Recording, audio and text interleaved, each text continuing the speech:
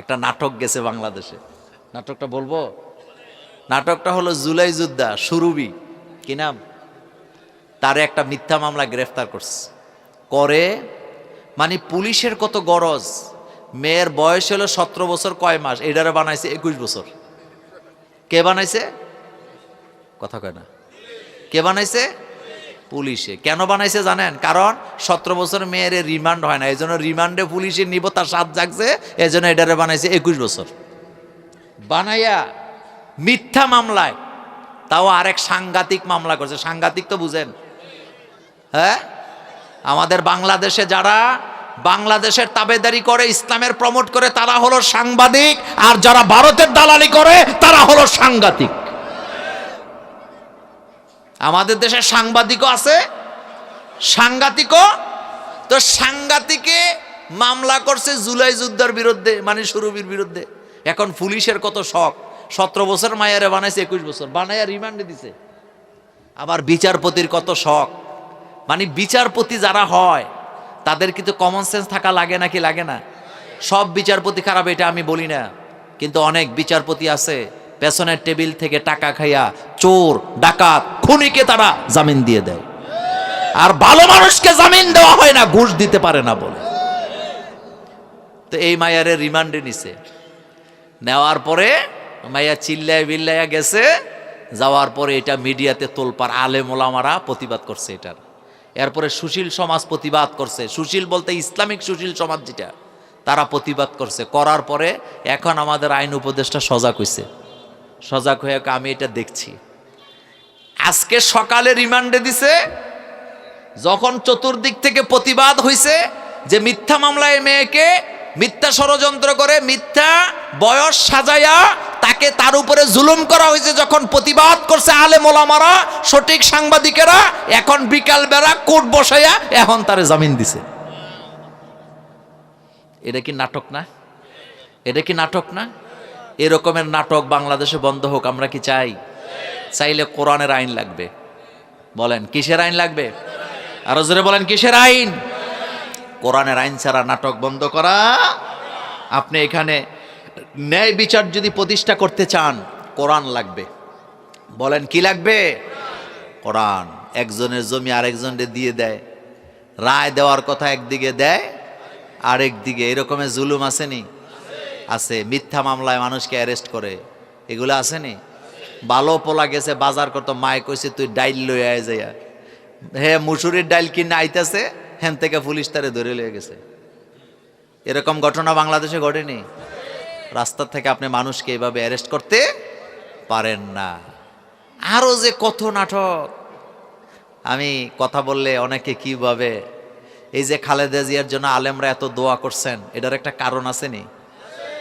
তার অনেকগুলা কারণের মধ্যে একটা কারণ হচ্ছে খালেদা জিয়া কখনো কোনো আলেমের বিরুদ্ধে একটা কথাও বলেন নাই।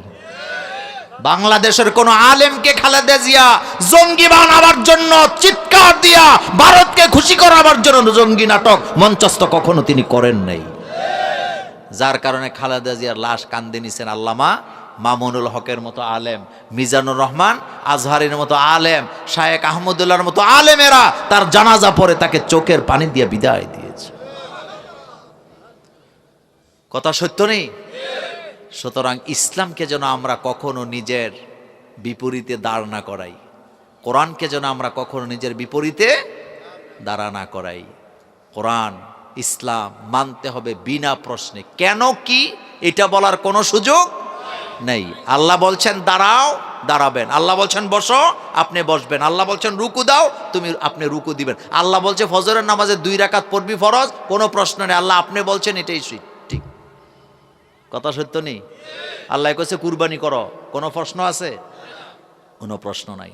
আল্লাহ বলছে জান দে, দিলাম। আল্লাহ বলছে মাল দে, দিলাম। আল্লাহ বলছে সময় দে, দিলাম। কোনো প্রশ্ন করা?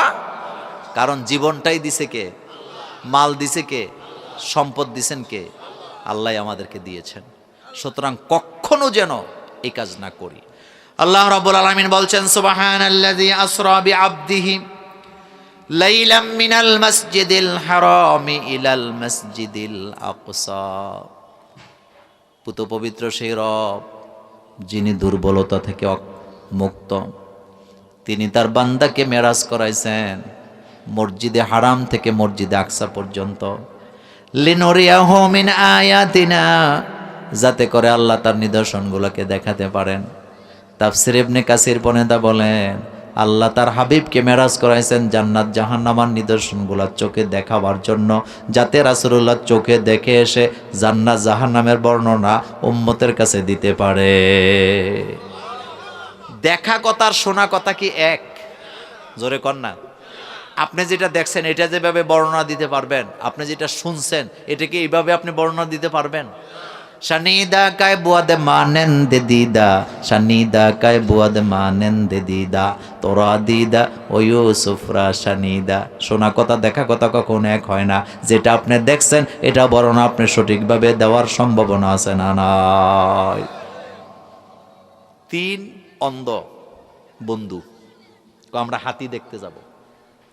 তো হাতি দেখবো কি দিয়ে? আসল জিনিসই তো নাই, কিন্তু গেছে, শখ জাগছে হাতি দেখবে, কিন্তু তারা কি অন্ধ। অন্ধরা কি দেখতে পায়? তো হাতি দেখতে গেছে, যাইয়া হাতি দেখছে, দেখা বাড়িতে গেছে, যাইয়া প্রথম একজন বলতেছে, কত মানুষ যে কত কথা বলে, যত মানুষ তত কথা।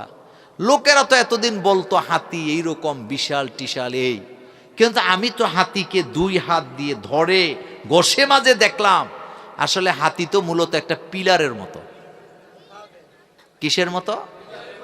দ্বিতীয় জন কয়, তোরটা হয় নাই, আমি আরেকটু ভালোভাবে দেখছি, আমি একদম উপর থেকে নিচ পর্যন্ত ডলে ডলে দেখছি। মানুষ যাই বলুক, আমি তো দেখলাম হাতি একটা রশির মতো।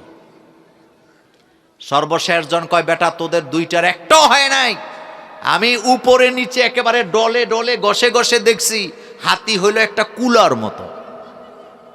কিসের মতো? আচ্ছা বলেন তো, কাঠটা ঠিক হইছে? কথা কয় না। কাঠটা ঠিক হইছে, কারণ দেখার আসল জিনিসই নাই। তো যে বলছে হাতি একটা পিলারের মতো, সে ধরছে পায়ে, সে তো পাওটা বুঝছে হাত দিয়া এটা পিলারের মতো। যে বলছে এটা রশির মতো দড়ির মতো, সে নাকে ধরছে। আর যে বলছে কুলার মতো, হ্যাঁ কি ধরছে? কানে ধরছে। কিন্তু কোনোটা কি সঠিক হয়েছে? না। রাসূল সাল্লাল্লাহু আলাইহি ওয়াসাল্লামকে আল্লাহ পাক লিনুরিয়াহু মিন আয়াতিনা, নবী আপনাকে আমি আমার নিদর্শন দেখাবো, আপনি জান্নাত দেখবেন জাহান্নাম দেখবেন, নিজের চোখে দেখে এসে আপনি আপনার উম্মতকে জান্নাত জাহান্নামের কথা বলবেন। আমার কলেজের বেড়া মেরাজের ঘটনা বলা আমার উদ্দেশ্য না, আমি এই পয়েন্টটা দিয়ে আমার আলোচনা শেষ করতে চাই। হযরতে জিবরাইল আমিন রাসূলুল্লাহকে উম্মে হানির ঘর থেকে জাগ্রত করলেন, জমজম কূপের পাশে নিয়ে গেলেন।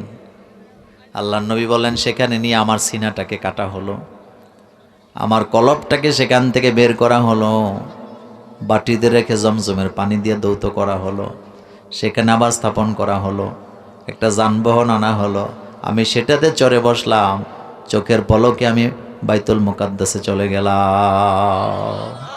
রাস্তা 13 দিন। কয়দিন? সেখানে যাওয়ার পরে জিবরাইল আমাকে বললেন, রাসূল আপনি নামাজ আদায় করবেন। আমি ঢুকলাম, আমি নামাজে দাঁড়ালাম। জিবরাইল বললেন, রাসূল আপনি ইমাম, আপনি ইমামুল মুরসালিন, আপনি নামাজে ইমামতি করবেন, সব নবী রাসূলেরা আপনার পেছনে দাঁড়ায় নামাজ আদায় করবে।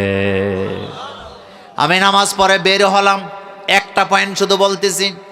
নামাজ পড়ে বের হওয়ার পরে জিবরাইল আমিন আরেকটা যানবাহন আনলেন, আমি সেটাতে চড়ে বসলাম, চোখের পলকে আমরা প্রথম আকাশের দরজার কাছে চলে গেলাম।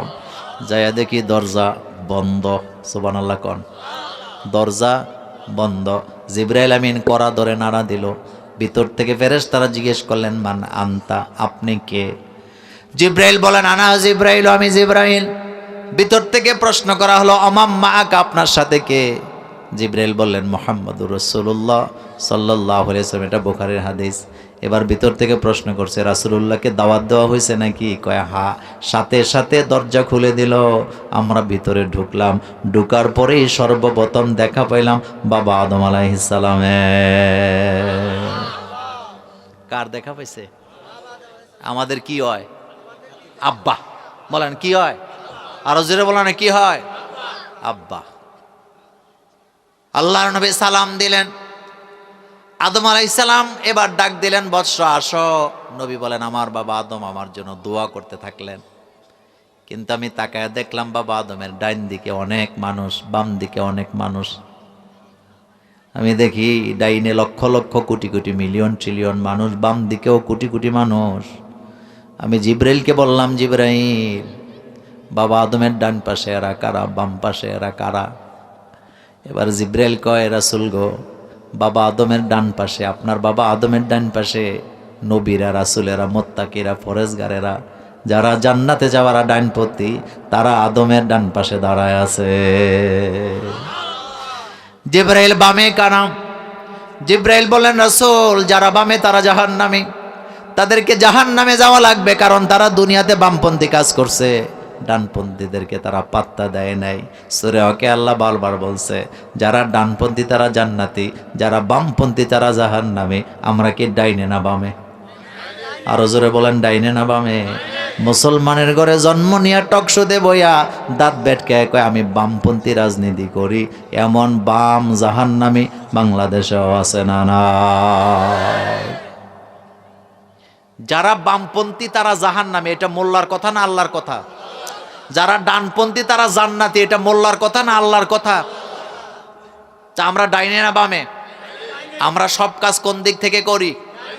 জুতা পরবেন কোন পা, মৌজা পরবেন কোন পা, ভাত খাবেন কোন দিক থেকে, কিন্তু মসজিদে ঢুকবেন কোন পা? এবার বলেন, বাথরুমে যাবেন খারাপ জায়গায়, এবার কোন পা? এই তো আমরা বাম দিকে চলি নাকি ডান দিকে? ডাইনে। বলেন কিসে? আমরা ডানপন্থী, আমরা নবীদের পন্থী। নবীরা ডানপন্থী ছিলেন, আমরা ডানপন্থী। অমা তিলকা বিয়ামিনিকা ইয়া মুসা, তোমার ডান হাতে এটা কি? সুবহানাল্লাহ কোন। আবার হযরত ইব্রাহিম আলাইহিস সালাম যখন মূর্তি ভাঙলেন, এখানে আল্লাহ পাক বলেন, সে প্রথমে মাইটটা শুরু করছে কোন হাত দিয়া? সুবহানাল্লাহ বলবেন না? কোন হাত দিয়া? ডান হাত দিয়া। আমরা ডানের। বাবা আদমের ডাইনে যারা থাকবে তারা জান্নাতি, বাবা আদমের বামে যারা দাঁড়াবে তারা জাহান্নামী। লিনুরিয়াহু মিন আয়াতিনা, এটা হলো আল্লাহ পাকের নিদর্শন। সুবহানাল্লাহ কোন। সূরা ওয়াকিয়াতে আল্লাহ বারবার সতর্ক করছেন, সূরা ওয়াকিয়াতে আল্লাহ পাক বারবার সতর্ক করেছেন, খবরদার, ডানপন্থীরা জান্নাতে যাবে, বামপন্থীরা জাহান্নামে যাবে। হাসরের ময়দানে যারা ডান হাতে আমলনামা পাবে তারা মুক্তি পাবে, কিন্তু বাম হাতে যারা আমলনামা হাতে পাবে তাদের বিপদ আছে না? না, ডান হাতে যারা আমলনামা পাবে তাদেরকে সামনে থেকে আমলনামা দেওয়া হবে, বাম হাতে যারা আমলনামা পাবে তাদেরকে হাতটা ঘুরাইয়া দেওয়া হবে না, বরং পেটের ভিতর দিয়া ছিদ্র কইরা, পিঠ দিয়া বাম হাতটা বাইর কইরা তারপরে দেওয়া হবে। পড়তে পারবে না, ঘাটটাকে মটকায় দেওয়া হবে, বলা হবে ইকরা কিতাবাক কাফা বিনাফসিকাল ইয়াউমা আলাইকা হাসিবা, তুই তোর কিতাব, তোর আমলনামা আজকে তুই পড়, তোর বিচার করার জন্য তুই নিজেই যথেষ্ট। আল্লাহু আকবার। ডাইন হাতে চাই না বাম হাতে চাই? ডাইন হাতে চাই না বাম হাতে চাই? তাহলে কোন পন্থী হওয়া লাগবে? জোরে বলেন, কোন পন্থী? কোরআন হলো আর ডানপন্থী, কোরআনের বাইরে যারা গেছে তারা বামপন্থী। কোরআনের সাথে না বিরুদ্ধে? কোরআন যেখানে আমরা আছি, কোরআনওয়ালারা যেখানে আমরা আছি, আগামীর বাংলাদেশ হবে কোরআনের বাংলাদেশ। রাজি আছেন তো? কিসের বাংলাদেশ? আরো জোরে বলেন, কিসের বাংলাদেশ?